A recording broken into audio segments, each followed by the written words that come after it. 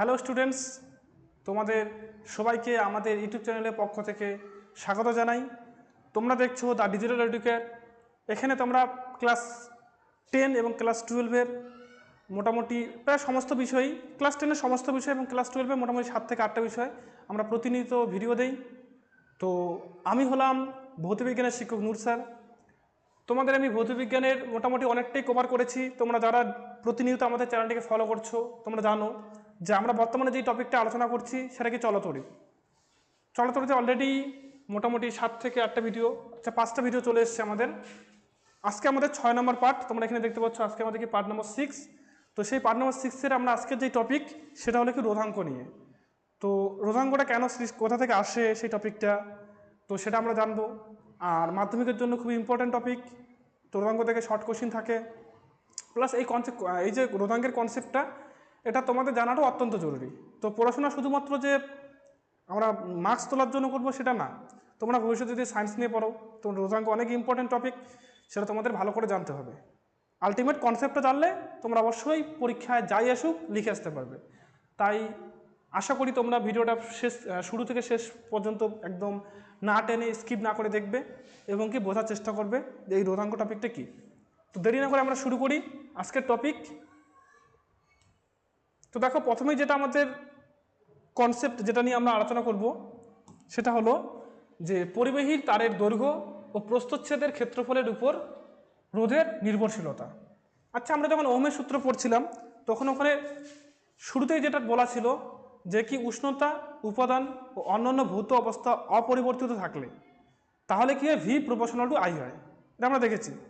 তো উষ্ণতা, উপাদান এবং কি প্রস্থচ্ছেদ এগুলো যদি পাল্টে যায় তাহলে নিশ্চয়ই কি ওহমের সূত্রের মধ্যে কোনো সমস্যা তৈরি হবে, এটা বুঝতেই পারছো। নাহলে সেটাকে অপরিবর্তিত রাখার কোনো মানেই হয় না। তাহলে এগুলো পরিবর্তন হলে আমাদের কি হবে সেটা আমরা একটু একটু করে দেখব। তো শুরুতে দেখি কি পরিবাহী তারের যে দৈর্ঘ্যটা আছে, দৈর্ঘ্যটার প্রস্থচ্ছেদের ক্ষেত্রফলটা, এই দুইটা জিনিস যদি পরিবর্তিত হয়ে যায় তাহলে কি হবে, তাহলে ওহমের সূত্রটা কি কোনো চেঞ্জ হবে বা রোধের কি কোনো পরিবর্তন হবে, বিভিন্ন জিনিসগুলো আমরা দেখবো এখন, ঠিক আছে।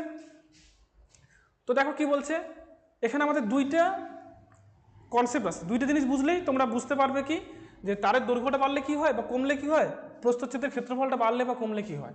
তো প্রথমে যেটা আছে দেখো, উষ্ণতা, উপাদান এবং প্রস্থচ্ছেদের ক্ষেত্রফল অপরিবর্তিত থাকলে পরিবাহীর রোধ তার দৈর্ঘ্যের সমানুপাতিক হয়, ঠিক আছে। তার মানে আমি যদি প্রস্থচ্ছেদের ক্ষেত্রফল, উষ্ণতা, উপাদান এগুলোকে যদি কি করি, অপরিবর্তিত রাখি, তাহলে কি হবে, তাহলে এখানে যেটা আমাদের রোধ আছে, রোধটা পরিবাহীর যে দৈর্ঘ্যটা আছে সেটার সঙ্গে সমানুপাতিক হবে। তার মানে আমি যত লম্বা তার নেব তার কি রোধটা তত বেশি হবে। এটা একটা জিনিস, বেসিক কনসেপ্ট, যে একটা জিনিস আমি বেশি নিচ্ছি তাহলে যখন তড়িৎ যাবে বেশি বাধা পাবে, আর যদি ছোট্ট একটা নেই সেখান দিয়ে যাওয়ার সময় কম বাধা পাবে। তা দৈর্ঘ্য যত বেশি হবে তত কি পরিবাহীটা রোধের মানটা বেড়ে যাবে, আর দৈর্ঘ্যটা যত ছোট হবে পরিবাহীর রোধের মানটা তত কম হবে। তাহলে আমাদের এটা মনে রাখতে হবে কি, আর প্রপোর্শনাল টু এল, মানে রোধ প্রপোর্শনাল টু পরিবাহী তারের দৈর্ঘ্য। আচ্ছা, দ্বিতীয় কনসেপ্টটা কি, দ্বিতীয় যেটা বলছে উষ্ণতা, উপাদান এবং কি অন্যান্য ভৌত অবস্থা যদি অপরিবর্তিত থাকে, অন্যান্য বলতে দৈর্ঘ্য বলছি এখানে, দৈর্ঘ্য অপরিবর্তিত থাকে তাহলে পরিবাহী তারের যে প্রস্থচ্ছেদের ক্ষেত্রফলের সেটার সঙ্গে কী হবে, রোধটা ব্যস্তানুপাতিক হবে। তো আগেরটা আমরা কী দেখলাম, দৈর্ঘ্যের সঙ্গে সমানুপাতিক, কিন্তু এখানে প্রস্থচ্ছেদের ক্ষেত্রফলের সঙ্গে ব্যস্তানুপাতিক। তার মানে আমাদের প্রস্থচ্ছেদের ক্ষেত্রফলটা যত বেশি মোটা হবে আমাদের রোধের মানটা কি তত কম হবে। প্রস্থচ্ছেদের ক্ষেত্রফলটা যত কম হবে আমাদের দৈর্ঘ্যটা কী হবে, তত বেশি হবে। এটা হলো আমাদের দ্বিতীয় কনসেপ্ট। তাহলে তোমরা অবশ্যই দুইটা কনসেপ্টই ভালো করে বুঝে নেবে। আর আরেকবার আমি রিপিট করছি, প্রথম যেটা আছে সেটা কি, পরিবাহীর যে রোধটা আছে সেটা কি তার দৈর্ঘ্যের সঙ্গে সমানুপাতিক, দৈর্ঘ্যটা যত বেশি হবে রোধটাও তত বেশি হবে। দ্বিতীয়টা কি একটু উল্টা, পরিবাহীর যে রোধটা আছে সেটা তার প্রস্থচ্ছেদের ক্ষেত্রফলের সঙ্গে ব্যস্তানুপাতিক। মানে প্রস্থচ্ছেদের ক্ষেত্রফল মানে কি, আমি যে তারটা ইউজ করছি সেটা মোটা না সরু, সেটা যত মোটা হবে তত কি হবে, রোধের মানটা কম হবে, সেটা যত সরু হবে রোধের মানটা বেশি হবে। এটা বিপরীত সম্পর্ক। তাহলে আমরা এখান থেকে দুইটা সম্পর্ক পেলাম, একটা কি আর প্রপোর্শনাল টু এল, আর একটা কি আর প্রপোর্শনাল টু 1/a, ঠিক আছে, দুইটা পেলাম। এবার যদি আমি কি করি, উষ্ণতাটাকে অপরিবর্তিত রাখলাম, ঠিক আছে, কি করছি, উষ্ণতা অপরিবর্তিত, কিন্তু বাকি যে দুইটা জিনিস আমরা আলোচনা করছিলাম যে প্রস্থচ্ছেদের ক্ষেত্রফল এবং কি দৈর্ঘ্য, দুটো একসাথে বাড়াচ্ছে।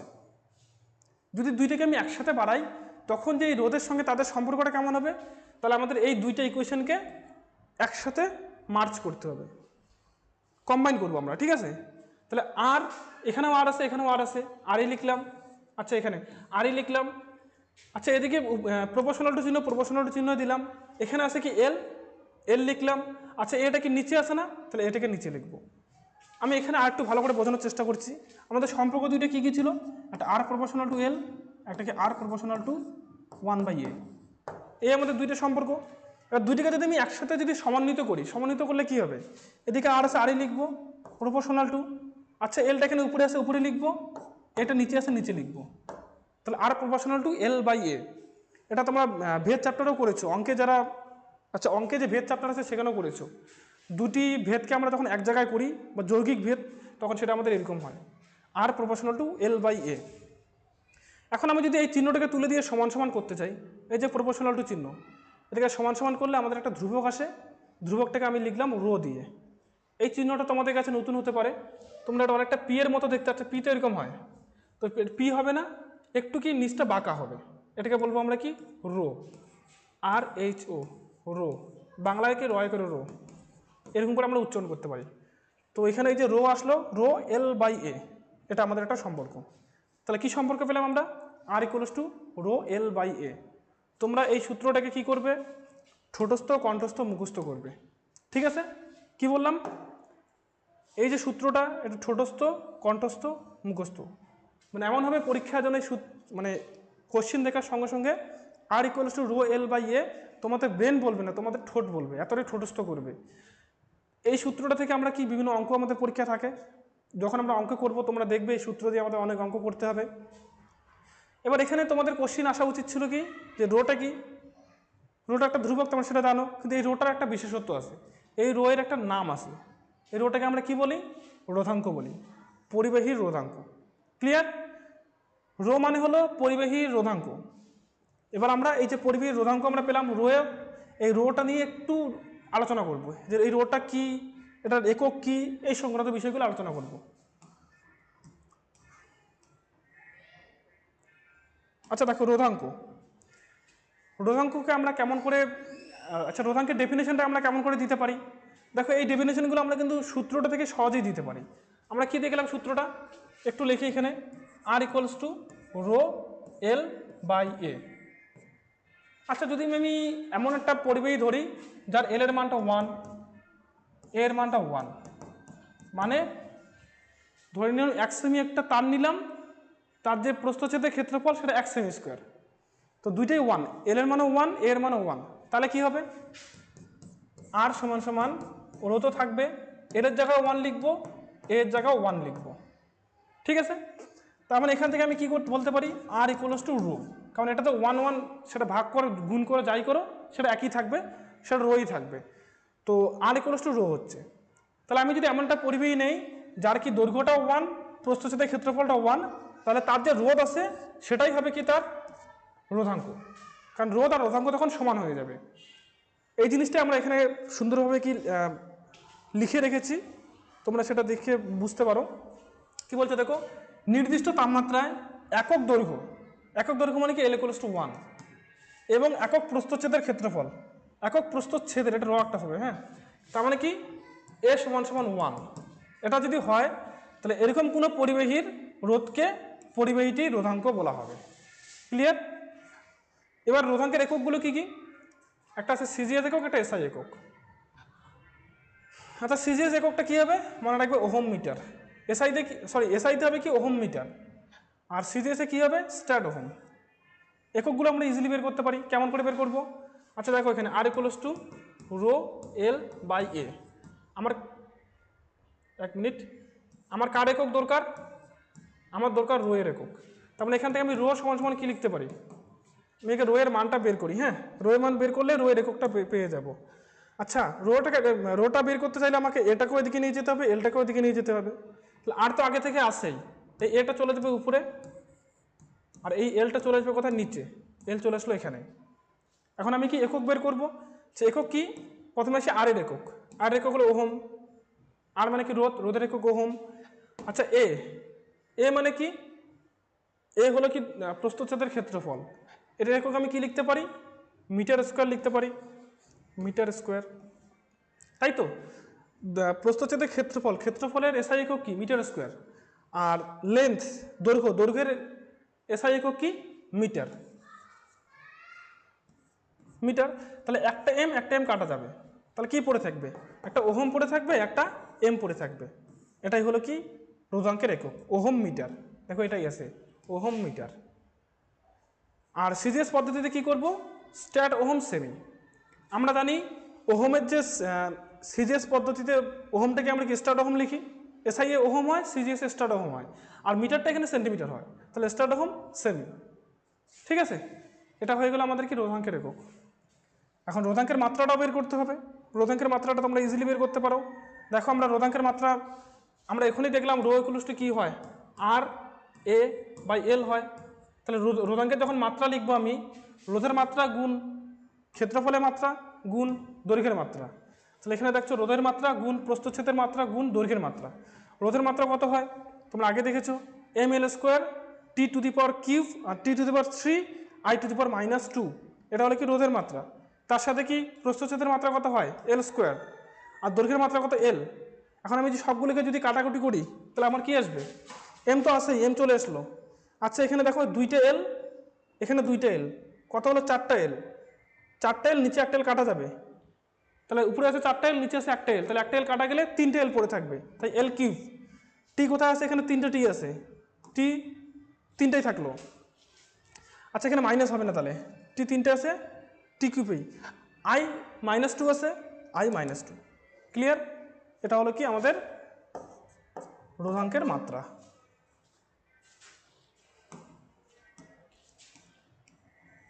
আচ্ছা এতক্ষণ থেকে আমরা কি দেখলাম, যে দৈর্ঘ্য আর প্রস্থচ্ছেদের ক্ষেত্রফল, আমরা কোনো পরিবেশে যদি দৈর্ঘ্য আর প্রস্থচ্ছেদের ক্ষেত্রফলটা চেঞ্জ করি তাহলে রোধের মানটা কেমন চেঞ্জ হয় সেটা দেখলাম। এবার আমরা তো ওখানে আরেকটা জিনিস দেখেছি, কোথায়, ওহমের সূত্রে, যে কি উষ্ণতা ও অন্যান্য ভৌত অবস্থা। উষ্ণতা যদি পাল্টাই দিই তাহলে কি হবে, আচ্ছা উষ্ণতা পাল্টালে রোধাঙ্কটা পাল্টে যায়, সিম্পল কথা মনে রাখবে, যদি উষ্ণতা পাল্টাই রোধাঙ্ক পাল্টে যায়। তো এক এক রকম পরিবেশের ক্ষেত্রে এক এক রকম করে পাল্টায়। পরিবেহী, অর্ধ পরিবেহী হতে পারে, সিম্পল পরিবেহী হতে পারে, আবার কি একটা আছে অতি পরিবেহী, 3 রকম পরিবেহী আছে। তো এই বিভিন্ন পরিবেহীর ক্ষেত্রে কি হয়, আমরা উষ্ণতা পাল্টালে কি রোধাঙ্কটা পাল্টে যায়। ঠিক আছে, তো সেটা আমরা দেখব। আচ্ছা তার আগে আমরা একটু পরিবেহিতা জিনিসটা নিয়ে একটু জেনে নিই। হ্যাঁ, পরিবেহিতা আমাদের জন্য খুব ইম্পর্টেন্ট। আমরা যেমন রোধ নিয়ে যেমন জানলাম, সেম কথা আমরা কি পরিবেহিতার ক্ষেত্রেও জানবো। পরিবেহিতা কি, যেটা আমরা রোধ জানি, রোধের বিপরীত জিনিসটাকেই পরিবেহিতা বলে। রোধ মানে কি, তড়িৎ প্রবাহে বাধা দেওয়া, পরিবেহিতা মানে কি, তড়িৎ প্রবাহে সাহায্য করা। ক্লিয়ার, আরেকবার বলছি, রোধ মানে কি, তড়িৎ প্রবাহকে বাধা দেওয়া, পরিবেহিতা মানে কি, তড়িৎ প্রবাহ কতটা হচ্ছে, সাহায্য কতটা করছে, সেটাকে বলছে কি পরিবেহিতা। তো এইভাবে লেখা যাবে না পরীক্ষায়। যদি আসে পরিবেহিতা বলতে কি বোঝো, তোমরা লিখবে কি, রোধের অনন্যককে, কাকে, রোধের অনন্যক। অনন্যক মানে কি 1/, করে লেখা। সাপোজ যদি আমি বলি যে কি 5-এর অনন্যক কত, তো তোমরা কি বলবে 1/5। 20-এর অনন্যক কত, 1/20, 1/20। তো এরকম করে কি রোধের অনন্যক মানে 1/r, এটাকে আমরা কি বলি, পরিবেহিতা বলি। ক্লিয়ার। আচ্ছা এর একক কি, এসআই পদ্ধতিতে মো, MH মো, খুব ইম্পর্ট্যান্ট। একে কি দিয়েছি, আমরা যেমন রোধকে যেমন এককটা ওহম, ওহমকে আমরা কি ওমেগা দিয়ে প্রকাশ করি, এটাকে আমরা ওমেগা দিয়ে প্রকাশ করি, কিন্তু ওমেগাটা এটা অন্য ওমেগা, এটা ওমেগা, এটা ওমেগা। আমরা যেমন ইংলিশে কি ক্যাপিটাল লেটার স্মল লেটার থাকে, সেমভাবে গ্রিক বা ল্যাটিন যেগুলো ভাষা আছে সেখানে কি এই যে এটা গ্রিক অক্ষর, তো সেখানে কি ওহম 2 রকম হয়, ক্যাপিটাল আর স্মল। তো এই একটা ওহম, এই একটা ওহম। ঠিক আছে, এটা বড় হাতের ওহম, এটা ছোট হাতের ওহম বলতে পারি, কাইন্ড অফ এরকম হয়। তো এখানে কি বলছে, যাকে ওমেগা চিহ্ন দ্বারা প্রকাশ করা হয়, কাকে, মোকে আমরা এই একক দিয়ে প্রকাশ করি, এই চিহ্ন দিয়ে। তবে কি বর্তমানে এই মো এককটা খুব কম ইউজ করা হয়। মোয়ের পরিবর্তে এখন যে নামটা প্রচলিত সেটা হলো কি সিমেন্স, এস দিয়ে প্রকাশ করা হয়, সিমেন্স। ক্লিয়ার। তাহলে পরিবাহিতা হলো রোধের অনন্য, এটার একক হলো কি ওমেগা, মো, যেটাকে আমরা ওমেগা চিহ্ন দিয়ে প্রকাশ করি। আর কি বর্তমানে এই এককটাকে সিমেন্স বলা হয়। খুব ইম্পর্ট্যান্ট, শর্ট কোশ্চিনে থাকে এককটা। তাহলে যেমন রোধ থাকে কি পরিবাহিতাও থাকে, রোধের বিপরীতটা পরিবাহিতা, তেমনি আমরা রোধাঙ্ক দেখতে পেলাম, রোধাঙ্কের বিপরীতটাকে বলা হয় কি পরিবাহিতাঙ্ক। রোধের বিপরীত পরিবাহিতা, রোধাঙ্কের বিপরীত পরিবাহিতাঙ্ক। তো কি বলছে, রোধাঙ্কের অনন্যককে মানে 1/ρ কে পরিবাহিতাঙ্ক বলা হয়। একে কি সিগমা অক্ষর দ্বারা প্রকাশ করা হয়। এই যে চিহ্নটা দেখতে পাচ্ছ, একে কি বলা হয়, সিগমা। সিগমা, তো সিগমা অক্ষর দ্বারা চিহ্ন প্রকাশ করা হয়। সিগমা সমান সমান কি হবে, 1/ρ। ক্লিয়ার? আচ্ছা, এর এককটা কি হবে, এটা যেমন মো হয়, এটা হয় কি মো মিটার ইনভার্স, মো মিটার পাওয়ারে -1, অথবা কি সিমেন্স মিটারে পাওয়ার -1। ঠিক আছে, এটা হলো কি আমাদের পরিবাহিতাঙ্কের একক। এবার আমরা একটু আগে যেটা বলছিলাম যে উষ্ণতা রোধাঙ্কের সম্পর্কটা কি হয়।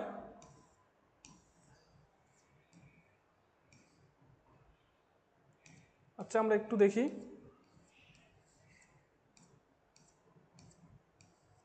আচ্ছা, আজকে ভিডিওটা অনেকটাই লম্বা হয়ে যাচ্ছে, তো আমরা যেই টপিকটা আলোচনা করতে চাইলাম সেটা আমরা আজকে আলোচনা করব না, নেক্সট দিন আমরা সেটা আলোচনা করে দেব। ঠিক আছে, তো আমরা আজকে এখানেই শেষ করছি ভিডিওটা।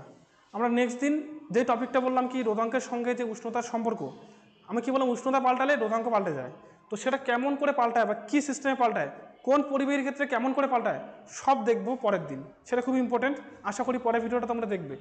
তো আজকে যে ভিডিওটা, তোমাদের যদি যে কোনো জায়গায় যে কোনো সমস্যা থাকে অবশ্যই আমাদের কমেন্ট করে জানাবে, আমরা চেষ্টা করব তোমাদের সেই সমস্যাটাকে দূর করার। তোমরা যদি আমাদের এই ভিডিওটা থেকে উপকৃত হও অবশ্যই আমাদের চ্যানেলকে সাবস্ক্রাইব করবে।